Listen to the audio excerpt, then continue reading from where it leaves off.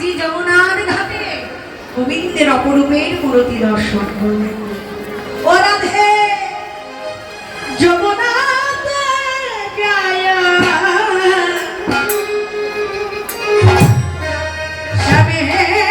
দেখিয়া ঘরে আইল বিনোদিনী।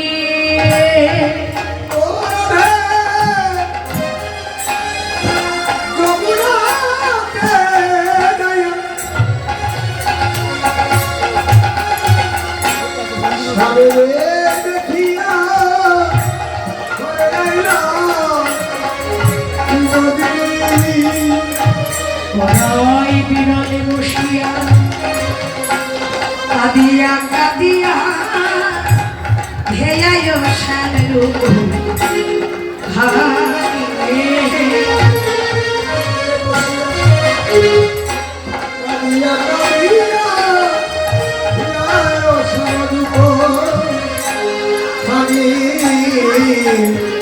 জলে বসিয়া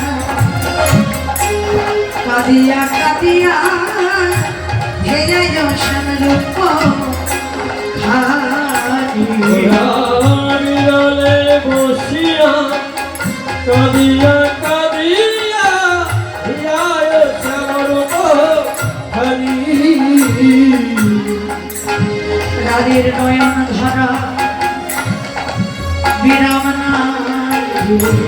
রাধের নয়ন ধরা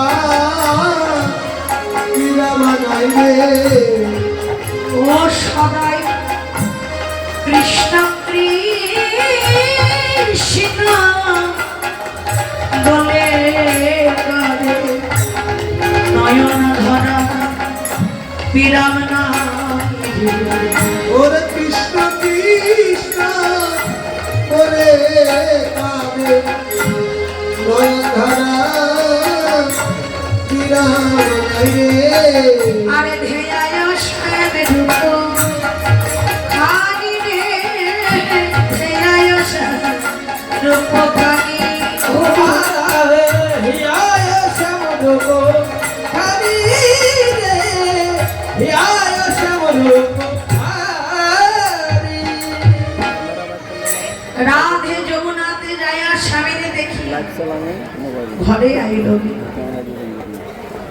রাধারানী কৃষ্ণ বদন করে কিন্তু শ্রী যমুনার ঘাটে গিয়েছিলেন দেহ কলসী নয় মাটির কলসী।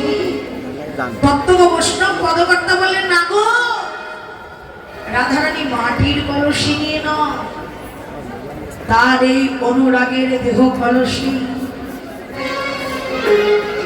শ্রী যমুনার ঘাটে জল ভরবে ভোলে রাধে নয়ন জলে ভেসে যাইব।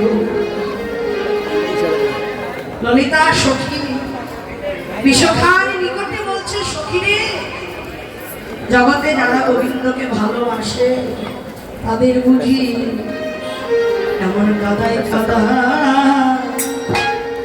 জন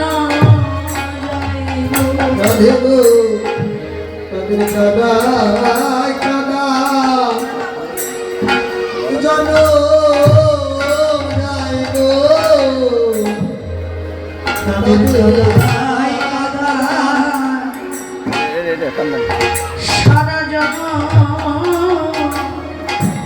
জন পাবে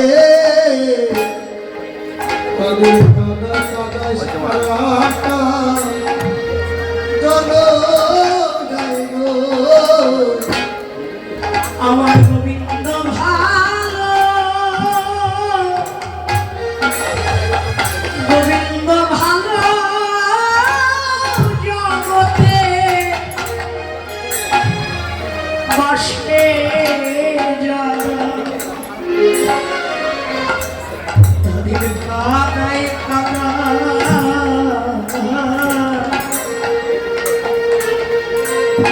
কাদায় জন ওরে গোবিন্দ ভালো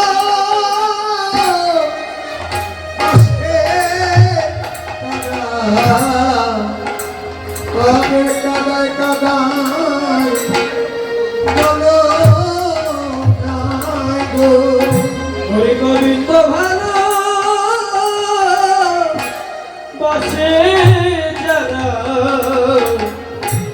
তাদের কাদায় কাদায় জনম যাই গো।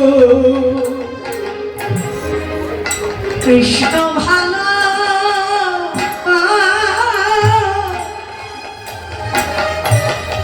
কৃষ্ণ ভালো এই জগতে বাসে যারা তাদের কাদায় কাদায় জনম যায় হরি কাদায় কাদায় জনম যাই গো। ভালোবাসে তারা কাদায়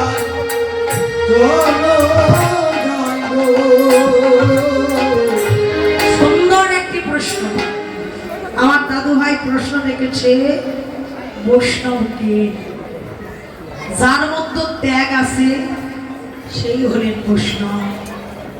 কারণ যে ত্যাগী হতে না পেরেছে সে কখনো বৈষ্ণব হতে পারে না। যার মধ্যে ত্যাগ আছে যে প্রভু আমার বলতে কিছু নেই, সব হলো তোমার দেওয়া দান।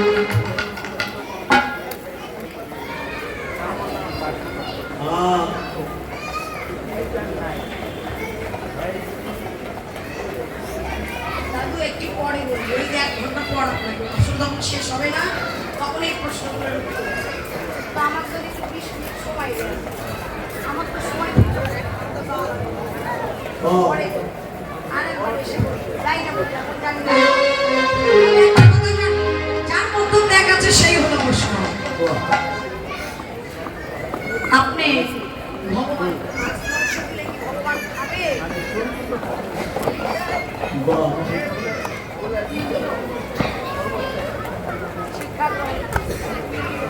তবে একটা কথা বলি বাবু, 40,000 টাকার সাবমার্সি বসান আর 1 লাখ টাকারই বসান, টাঙ্কি যদি ফুটা থাকে সব থাকবো।